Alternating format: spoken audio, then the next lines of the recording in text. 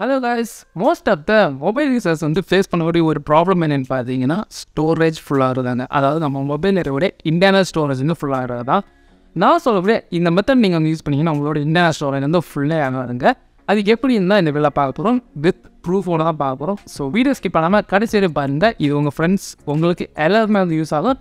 So skip பண்ணாமல் பாருங்கள், எல்லாருக்கும் வந்து ஷேர் பண்ணுங்கள். இப்போ அவங்க வீடியோ வேண்டி போகலாம்.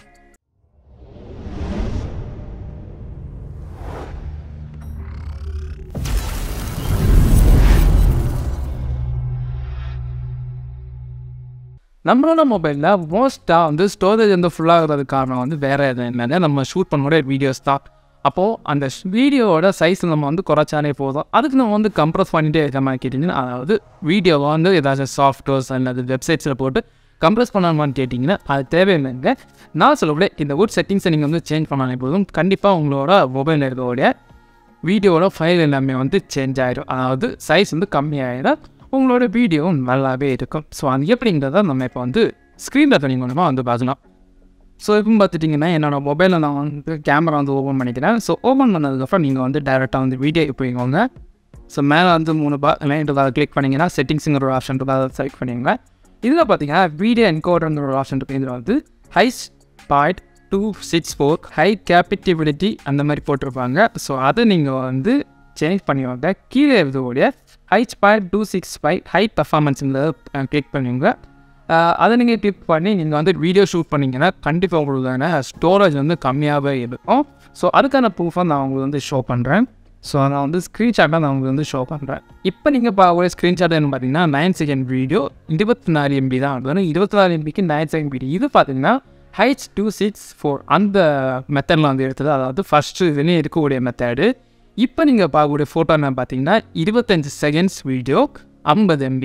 ரெண்டுக்கு வந்து கம்பேர் பண்ணி பாருங்கள் எவ்வளோ MB அது கூடுதல். அதாவது 9 செகண்ட் வீடியோக்கு 24 MB, இது 25 செகண்ட்ஸ் வீடியோக்கு 50 MB இருக்குங்கிற போது அப்போ கண்டிப்பாக ஏதாச்சும் ஒரு சேஞ்சஸ் இருக்குன்னா அந்தாங்க அந்த செகண்ட் மெத்தட், அதாவது செகண்ட் அந்த ஆப்ஷனை கிளிக் பண்ணால இந்த சேஞ்சஸ். ஸோ இது எங்கேயோ பார்த்த மாதிரி இருக்குமே உங்களுக்கு டவுட் இருக்கும். ஆமாங்க, இது வந்து A2D சேனலில் வந்து போட்ட வீடியோ தான். அது நான் வந்து ட்ரை பண்ணேன், எனக்கு அது வந்து சக்ஸஸ் ஆச்சு. ஸ்டோரேஜ் வந்து கம்மியாச்சு, அதாவது வீடியோவோட குவாலிட்டி நல்லாவே தான் இருக்கும். சேம் டைம் வந்து சைஸ் வந்து கம்மியாச்சு.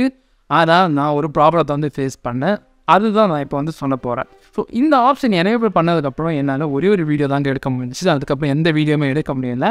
காரணம் என்ன பார்த்தீங்கன்னா, அந்த வீடியோ எடுத்ததுக்கப்புறம் புதுசாக ஒரு வீடியோ எடுக்க போகிற டைம் வந்து கேமரா வந்து ரொம்பவே ஸ்னோ ஆகிடுது. சேம் டே வந்து நான் இன்னொரு இஷ்யூ என்னன்னு பார்த்தேன்னா, கேமராவில் நம்ம ஃபோட்டோ அது வீடியோ தனி ஆப்ஷன்ஸ் இருக்குது. வீடியோ ஆப்ஷன் கொடுத்ததுக்கப்புறம் பார்த்தீங்கன்னா ஃபுல்லாக வந்து பிளாக்காகவே இருந்துச்சு. அதாவது லென்ஸில், அதாவது கேமரா எதுவுமே தெரியல, பிளாக்காகவே இருந்து.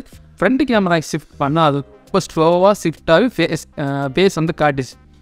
சேம் டைம் வந்து நான் வந்து கேமராவை கிளிக் பண்ணேன், கேமரா வந்து பிளர் ஆகிடுச்சு. அதாவது ஃபோட்டோ ஆப்ஷன் கிளிக் பண்ணால் அது எல்லாமே பிளர் ஆகிடுச்சு. ஸோ ஃபர்ஸ்ட் ஆஃப் ஆல் நம்மளுக்கு இருக்கக்கூடிய பயம் தான் இருக்கும். நான் ரொம்ப பயம்தான், புது மொபைல் போச்சோன்னு நினச்சேன். அதுக்கப்புறம் சரி ஓகே நம்ம இந்த செட்டிங்ஸ் மாற்றினதுக்கப்புறம் இந்த தானே இப்போ இருக்குங்க மாதிரி நான் என்ன பண்ணேன்னா செட்டிங்ஸ் வந்து ரீசெட் பண்ணேன். ரீசெட் பண்ணப்பறம் அப்படியே தான் இருந்துச்சு. இதுக்காக சரி போட்டு நான் வந்து ரீஸ்டார்ட் பண்ணேன், அதாவது ரீபூட் பண்ணேன். ரீபூட் பண்ணதுக்கப்புறம் அது வந்து நார்மல் ஆகிடுச்சு. ஸோ இதில் நான் என்ன சொல்ல வரேன்னா, அந்த ஆப்ஷன் எனேபிள் பண்ணுறது தப்பு கிடையாது. ஸ்டோரேஜ் வந்து அதாவது சைஸ் வந்து கம்மியாகும், வீடியோ சைஸ் வந்து கம்மியாகும். ஆனால் இது வந்து ப்ராசஸரில் இருக்கக்கூடிய பவர் எக்ஸ்ட்ராவை எடுத்துக்கிறதுல உங்களோட பேட்ரி வந்து கம்மியாகும். சேஃப்டாக ஹீட்டிங் இஷ்யூ இருக்கும். இது வந்து ஹை பெர்ஃபார்மன்ஸ் கொடுக்குறதுனால உங்களோட கேமரா வந்து டேமேஜ் ஆக சான்சஸ் இருக்குது, அதாவது லென்ஸ் ஏதாச்சும் டேமேஜ் ஆக சான்ஸ் இருக்குது. இந்த மாதிரி கிராஷ் ஆகும் சான்ஸ் இருக்குது. ஸோ நீங்கள் ஏதாவது ட்ரை பண்ணி பாருங்க. ஃபஸ்ட் டைம் ட்ரை பண்ணி 1 or 2 டைம்ஸ் நீங்கள் வீடியோ ஷூட் பண்ணி பாருங்க. உங்களுக்கு எந்த ஒரு ப்ராப்ளம் வரலன்னா தாராளமாக நீங்கள் இந்த ஆப்ஷன் வச்சு வீடியோ ஷூட் பண்ணிக்கலாம். இல்லை ஏதாச்சும் ஒரு ப்ராப்ளம் வர மாதிரி இருக்குன்னா நீங்கள் வந்து ஸ்டாப் பண்ணிவிட்டு நீங்கள் வந்து டிஃபால்ட் செட்டிங்ஸில் வச்சு நீங்கள் வந்து ஷூட் பண்ணிக்கோங்க. அதுவே பெட்டரானதான். முடிஞ்ச அளவுக்கு ஃபைல்ஸில் வந்து வேறு ஏதாச்சும் காப்பி பண்ணி வச்சுக்கோங்க. ஸோ இதில் நான் என்னோட மொபைலில் ஸ்டோரேஜ் எது அதிகமாக பிடிச்சிருங்கிறது நம்மளுக்கு வந்து ஃபோட்டோ வந்து போகிறேன். இதை பார்த்தீங்கன்னா ஆப்ஸ் தான் வந்து நிறைய பிடிச்சிருக்க மாதிரி இருக்கும். ஸோ இத்தனை நேரம் பார்த்தீங்கன்னா வாட்ஸ்அப்பும் நிறைய பிடிச்சி. அது காரணம் பார்த்தீங்கன்னா நம்ம வாட்ஸ்அப்பில் இருக்கக்கூடிய குரூப்பில் இருக்கக்கூடிய மெசேஜஸ் எல்லாமே மோஸ்ட்லி நீங்கள் வந்து டெலிட் பண்ணிங்கன்னா கண்டிப்பாக வந்து ஸ்டோரேஜ் வந்து நல்லா வந்து ஃப்ரீ ஆகும். நான் வந்து ட்ரை பண்ணியிருக்கேன். சேட் எல்லாம் டெலிட் பண்ணால் கண்டிப்பாக வந்து ஃப்ரீ ஆகும். சேம் டைம் வந்து அதில் ஃபைல்ஸ் தேவையான ஃபைல்ஸ் எல்லாம் நீங்கள் வந்து டெலிட் பண்ணிடுங்க.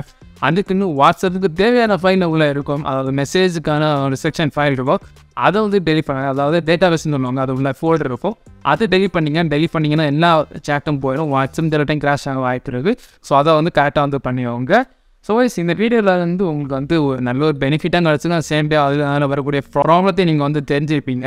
ஸோ அதை நீங்கள் வந்து ட்ரை பண்ணி வாங்க. ட்ரை பண்ணி பார்த்துட்டு உங்களுக்கு இந்த மாதிரி ப்ராப்ளம்ஸ் வருதாங்கிறத எனக்கு கமெண்ட் செக்ஷனில் கமெண்ட் பண்ணுங்க. இன்னொரு விஷயம் நான் வச்சிருக்க பார்த்தீங்கன்னா Redmi Note 10 Pro.